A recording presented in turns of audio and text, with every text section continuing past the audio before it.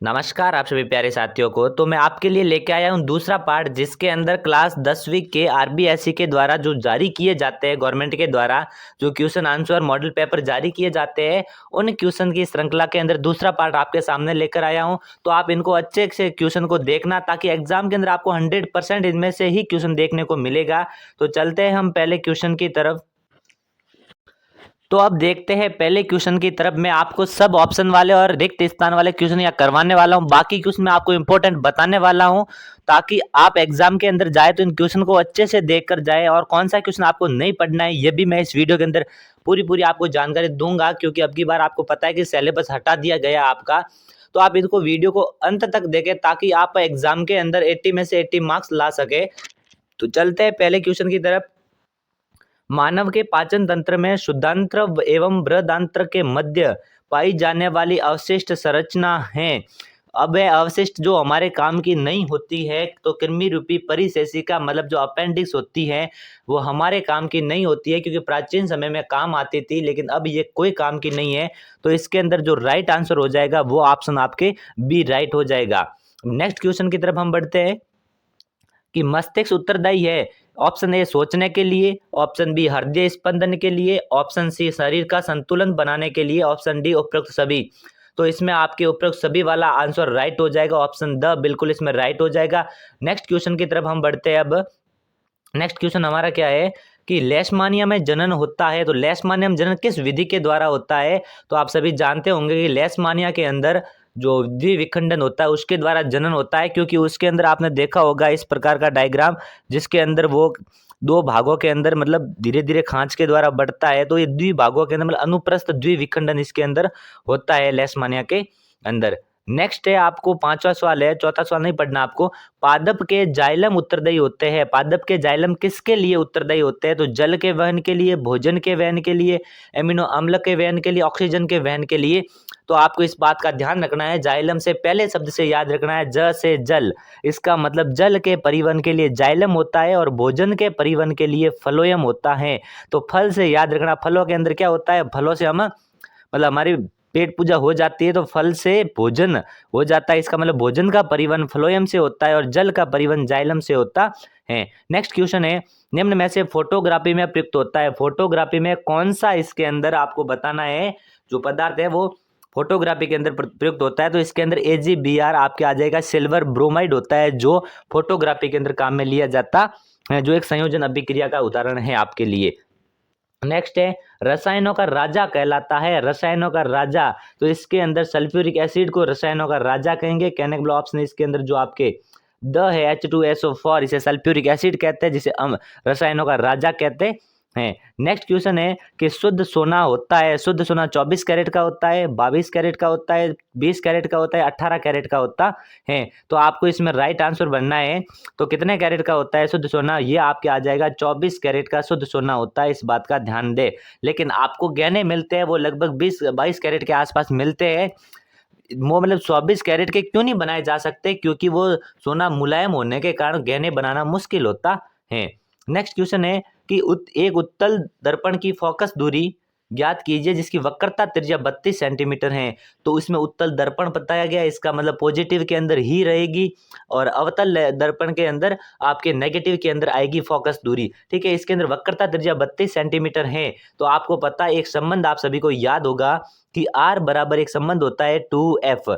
ठीक है, तो R बराबर 2f, तो आपको f तो ज्ञात करना है, तो R/2 हो जाएगा। और R का मान 32 सेंटीमीटर दिया है, तो 32/2 बराबर 16 सेंटीमीटर फोकस दूरी आ जाएगी, जो आपके ऑप्शन बी के अंदर पड़ा है। तो इसका मतलब है आपके ऑप्शन यहाँ पर बी राइट हो जाएगा। नेक्स्ट क्वेश्चन है कि मानव नेत्र के जिस भाग पर किसी वस्तु का प्रतिबिंब बनता है वह है। तो मानव नेत्र के दृष्टिपटल, कहने का मतलब यहाँ पर आप जो दृष्टिपटल देख रहे हो, यहाँ पर आपको एग्जाम के अंदर रेटिना भी मिल सकता है, इस बात का ध्यान रखें। रेटिना या दृष्टिपटल एक ही होता है।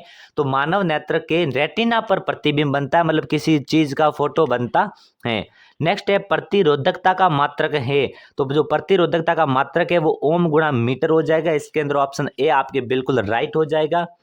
नेक्स्ट क्वेश्चन की तरफ हम बढ़ते हैं। निम्न में से दुर्बल अम्ल होता है। तो दुर्बल अम्ल कौन सा है, तो इसके अंदर आपको चयन करना है कि दुर्बल अम्ल CH3COOH एसिटिक एसिड इसका नाम होता है, तो ये आपके हो जाएगा। तो फिर मैं आया हूँ रिक्त स्थान पर। मैंने 12 सवाल ही लिए, आपके एग्जाम के अंदर ऑप्शन वाले 15 सवाल पूछे जाएंगे ऑप्शन वाले, और रिक्त स्थान वाले 7 सवाल पूछे जाएंगे। एक स्थान की पूर्ति करो जिसके अंदर लिखा है कि सभी हरे पौधे एवं जीव नील हरित शैवाल कहलाते हैं। आपको पता है कि सभी हरे पौधे और नील हरित शैवाल अपना भोजन स्वयं बनाते हैं, और जो क्या कहलाते हैं, स्वपोषी कहलाते हैं। ऑप्शन ए के अंदर आपके पहली रिक्त स्थान के अंदर आपके स्वपोषी आ जाएगा। नेक्स्ट है विद्युत जनित्र के सिद्धांत पर कार्य करता है। वैसे आपसे पूछने की बिल्कुल संभावना नहीं है एग्जाम के अंदर, ठीक है, फिर भी आप याद रख सकते हो कि विद्युत चुंबकीय प्रेरण पर कार्य करता है, क्योंकि टॉपिक अभी अभी बार हटाया है, तो क्या पता कि मतलब पूछ लिया जाए उससे रिलेटेड। लेकिन आपको मतलब अपने हिसाब से तैयारी करना, जो किताब के अंदर है वही पढ़ना, क्योंकि एग्जाम के अंदर पूछने की संभावना बिल्कुल कम है। जब 1 एम्पीयर विद्युत धारा 1 वोल्ट विभवांतर पर प्रवाहित होती है तो परिपथ में उपयुक्त शक्ति होती है। तो आपको पता है कि P बराबर क्या होता है, VI। P बराबर एक फॉर्मूला होता है VI, P बराबर VI। तो यहाँ पर आपको शक्ति पूछा गया है, तो P बराबर V की जगह आप रखना 1 वोल्ट गुणा 1 एम्पीयर बराबर आपके पास में आ जाएगा 1। मतलब शक्ति का मात्रक क्या होता है, तो 1 वॉट आ जाएगा। शक्ति का मात्रक वॉट होता है, तो 1 वॉट आ जाएगा आंसर। नेक्स्ट है कि खाली जगह के 3 से 4% विलयन को सिरका कहा जाता है। तो एसिटिक अम्ल के या एसिटिक एसिड के 3 से 4% विलयन को सिरका कहा जाता है, जो आपके 2023 के अंदर ये क्वेश्चन पूछा गया था। CH3OH का IUPAC नाम क्या हो जाएगा, तो CH3 1 नंबर देंगे इसको, तो इसका नाम मैथ हो जाएगा। और OH है जो ऑल आता है, इसका जो अनुलग्न होता है वो ऑल आता है, तो मेथेनॉल हो जाएगा IUPAC नाम इसका। नेक्स्ट है यदि किसी रासायनिक अभिक्रिया में ऊर्जा का उत्सर्जन होता है, जब इसमें ऊर्जा बाहर निकलती है उसे ऊर्जा क्षेपी अभिक्रिया कहते हैं, और जिसमें ऊर्जा अवशोषित होती है उसमें ऊष्माशोषी अभिक्रिया कहा जाता है। तो इसमें ऊष्माक्षेपी अभिक्रिया आ जाएगा। बाकी वाले मैं क्वेश्चन आपको बता रहा हूँ, इन क्वेश्चन को आप अच्छे से पढ़कर जाना। एग्जाम के अंदर आपको ऐसे ही क्वेश्चन देखने को मिलेंगे, इस बात का ध्यान रखना। मैं आपको टोटल अब नेक्स्ट वीडियो से मैं आपको अलग अलग चैप्टर के इंपॉर्टेंट क्वेश्चन बताऊंगा, आप वो पढ़कर जाना। ये मान लो सिर्फ आपने क्वेश्चन पढ़ लिए, आपके 70 मार्क्स से 80 में से 70 मार्क्स के एबव आपके नंबर आने वाले हैं। तो आप वीडियो को अंत तक जुड़े रहना, किसी भी वीडियो से जुड़े तो अंत तक जुड़े रहना, ताकि आपके विज्ञान का मैटर कहीं और से ना पढ़ना पड़े। तो बाकी वाला आप देख सकते हो, पूरा पूरा इसके अंदर आपको बता रखा है। आपको सिर्फ ये पढ़ोगे तो आप समझ लो अब की बार IUPAC नाम आने की प्रबल संभावना है, क्योंकि 2023 के अंदर ये सवाल नहीं पूछा गया है, तो अब की बार आपके आ सकता है। तो इस प्रकार से आप देख सकते हो ये क्वेश्चन आपके टोटल 30 क्वेश्चन है, जिसके अंदर अब की बार आप क्लोर 4 प्रक्रिया को सचित्र समझाइए। ये अच्छे से देख कर जाना, आप एग्जाम के अंदर प्रबल संभावना है कि ये एग्जाम के अंदर क्वेश्चन पूछा जाए। फिर मैं मॉडल पेपर आपको 2 करवा दूंगा, लेकिन इससे पहले एक नई श्रृंखला के रूप में मैं आपके सामने हर एक चैप्टर के इंपॉर्टेंट क्वेश्चन लाने वाला हूं। और जिसने जो कोचिंग कर रहे थे अर्धवार्षिक का, जो आपने पेपर दिया था कोचिंग के अंदर, और अर्धवार्षिक का जो पेपर आया था, कितने क्वेश्चन सेम आए, आप खुद को पता होगा, अंदाजा होगा कि क्वेश्चन कितने इंपॉर्टेंट बनाए गए थे।